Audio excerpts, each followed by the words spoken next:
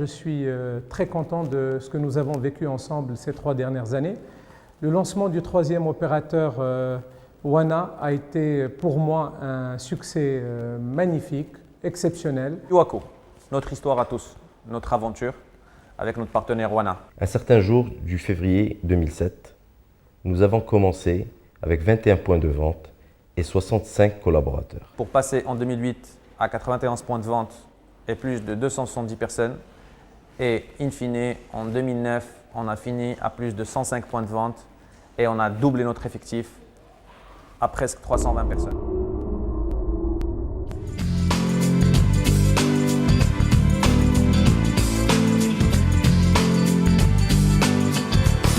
Sur le marché à l'export, le segment du fast fashion continuera à se développer, porté par la multiplication du nombre de collections annuelles.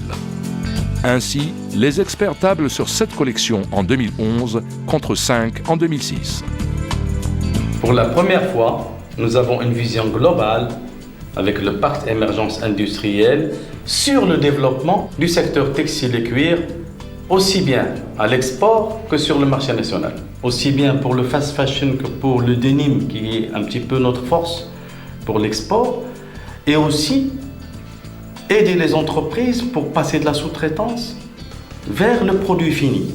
Le pacte émergence, il offre une visibilité très importante, aussi bien pour le marché national que pour le marché à l'export. Il finira certainement par drainer de nouvelles success stories. Cette stratégie globale permettra de consolider le tissu actuel estimé à 200 000 emplois et 9,6 milliards de dirhams de PIB, mais aussi d'explorer le potentiel de croissance supplémentaire estimé à 1 milliard de dirhams de PIB et créer environ 32 000 nouveaux emplois directs à l'horizon 2015. Pour atteindre ces objectifs, 6 initiatives ont été définies.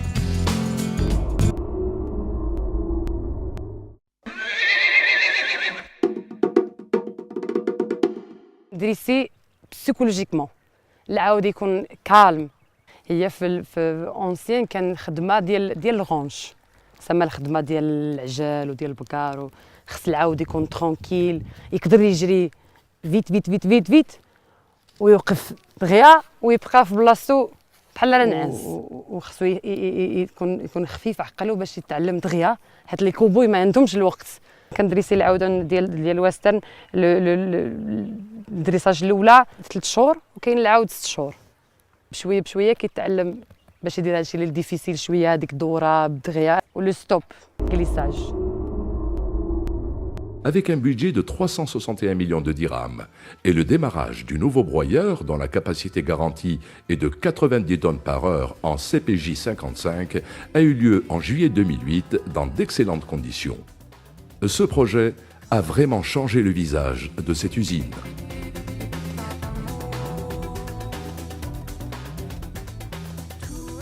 Dans le cadre de la mise à niveau de l'usine de Meknès, un important investissement a été engagé en 2008 pour remplacer le refroidisseur du four 1 vétuste et d'ancienne génération et qui impactait négativement sa fiabilité par un nouveau refroidisseur d'une haute technologie.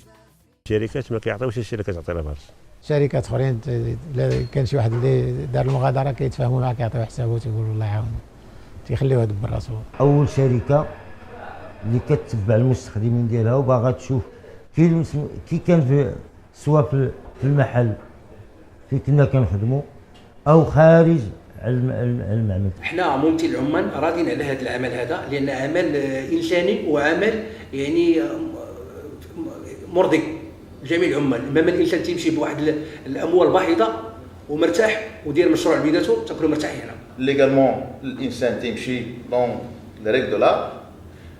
سوسيالمون السيد اللي تيغادر الشركه وتيكري اون انتربريز il est là donc تيكري دوطر امبلوا اي هيومانمون السيد تيكون مرتاح وعنده افاق اخرى. Plus le civisme d'antan, l'école ne joue plus le rôle, la famille. Il n'y a plus le militantisme d'antan, aujourd'hui on veut arriver tout de suite. Mais tout le monde est d'accord qu'il y a quelque chose, que le pays change, qu'il y a des changements énormes, sauf sur le plan politique. Alors pourquoi est-ce qu'on n'arrive pas? Si on ajoute à cela les orientations royales, j'ai une liste de discours royaux, c'est incroyable, ils vont dans le même sens. Je garde juste 2 ou 3 citations. En 2008, ouverture du Parlement.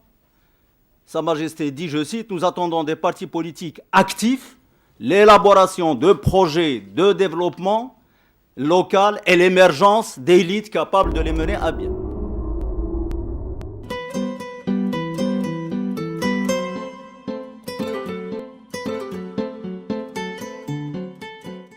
كتما حنا في الماء كنمشي نسقيو عادي الطريق طويله، ما ولادي ما كنتش كنهليه فيهم، ما كنعرفش عاد من الوقت باش ياكلوا ولا ما ياكلوش. كنمشي نسقي كنضل في البير ديك 3 سوايع 4 سوايع عاد كنجي من البير شاده النوبه على البير باش نسقي. وليداتنا ما كانش يحفظوا، ما كانش كيصبلوا مزيان، ما كانش كيغسلوا مزيان، يشربوا الماء ملوث، الماء تاع الشتاء كنصفيوه ونشربوه. كنمشيو للعين نصيبوها ما فيهاش الماء، كنمشيو للبير كنصيبوا عليه السربي 2 و 3 شاده النوبه. عاد كتجي للدار كتصيب الدراري ما حافظين ما واكلين ما. عندنا مشكل كبير. تصوري تي واحد النهار غتعيشي بلا ماء كي غديري؟ باش غتصبني، باش غتغسلي المواعين، باش غتجفي، باش والو. مكاينش الماء لا باش تعومي لا حتى حاجه. ديما الماء ما عندناش مقطوع، ما كاينش الماء.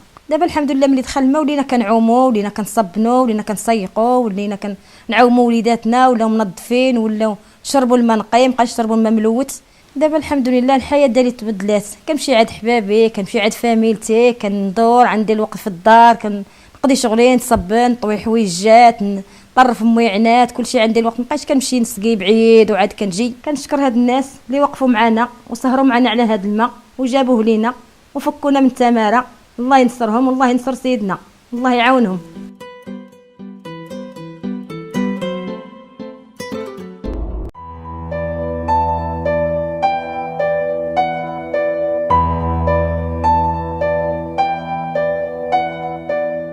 الكبد هو غدة كبيرة توجد في الجزء الأعلى من الجهة اليمنى للبطن، وهو يصنع العصارة الصفراوية، كما أنه يؤدي الكثير من الوظائف الأخرى المختلفة.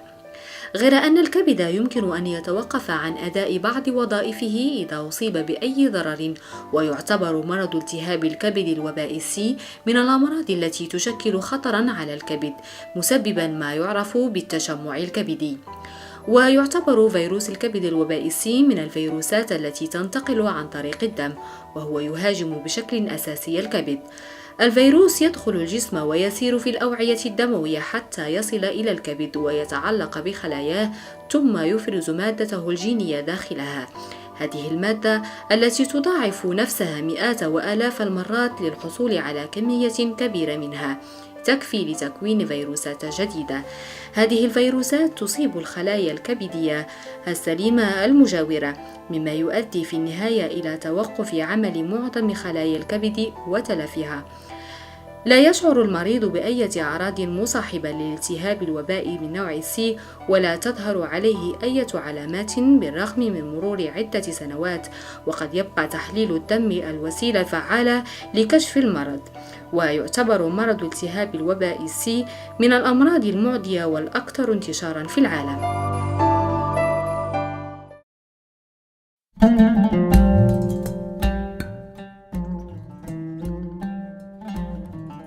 عند أقدام جبال الأطلس وعلى بوابة جنوب المغرب ثمة مدينة تعددت ألقابها لؤلؤة الجنوب وبوابته، تعتبر من ثالث أكبر مدن المغرب.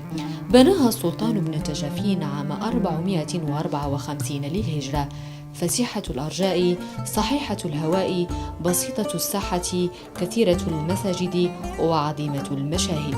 جمعت بين عذوبة الماء واعتدال الهواء، ناهيك عن ساحة جامع الفناء القلب النابض لمدينة مراكش، والتي تستقطب الزوار من كل أنحاء العالم.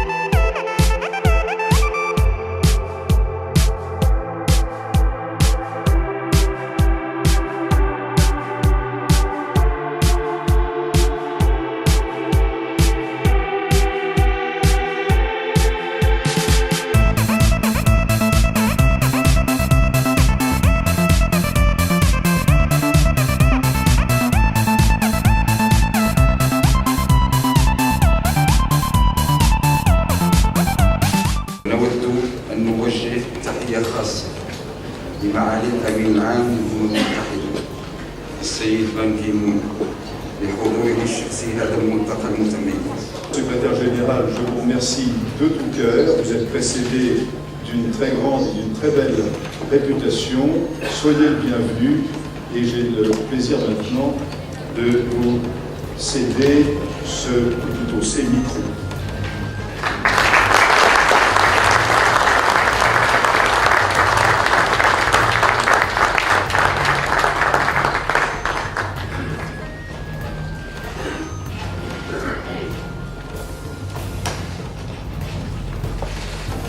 Monsieur le Président, le fondateur, Monsieur Thierry de Montbrial, Monsieur le ministre des Affaires étrangères du Royaume de Maroc,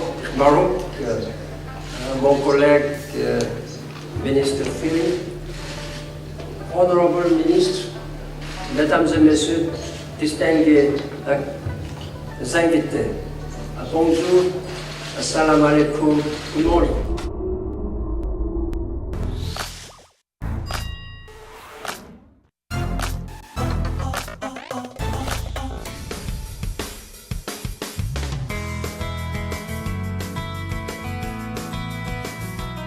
دراسة التكوين اللي دارت افريقيا صراحة بادرة مزيانة ممتازة بكل وضوح.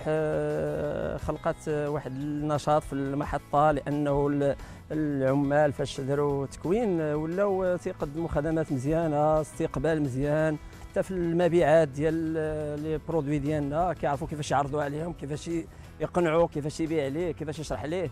إذا كاين تغيير لأنه من بعد التكوين كان حاجة إيجابية مزيانة بالنسبة للمحطة. بالنسبة لي كمسير محطة أفريقيا رجال مراكش، أنا كنصح جميع مسيرين محطات أفريقيا باش يشجعوا العمال ديالهم ويصيفطوهم لهذا التكوين، وما خصهمش يترددوا وما يخليوش الفرصة تضيع، لأنه بصراحة التكوين راه مهم لينا باش نقدموا خدمات في المستوى ويكونوا محطات ديالنا متميزين على المنافسين ديالنا وعلى باقي المحطات اخرين. بصراحه راه مشيت انا للتكوين وكذلك العمال ديالي تنصيفطهم، تندير جوج بجوج ولا ثلاثه بثلاثه تيديروا حتى هما داك التكوين اللي غادي نعاود نشجع عليه، هو راه مزيانه وبادره طيبه. ما هو دور شبكه محطات افريقيا؟ نعتبر ان يعني شبكه المحطات هي يعني اهم شيء لدينا، لان هي الواجهه ديال الشركه وهي اللي يعني كيكون فيها يعني هذاك اللقاء مع الزبون، وهذا بالنسبه لنا شيء كنعطيوه بزاف ديال الاهتمام. الشبكه الافريقيه هي اول اليوم شبكه ديال التوزيع في المغرب.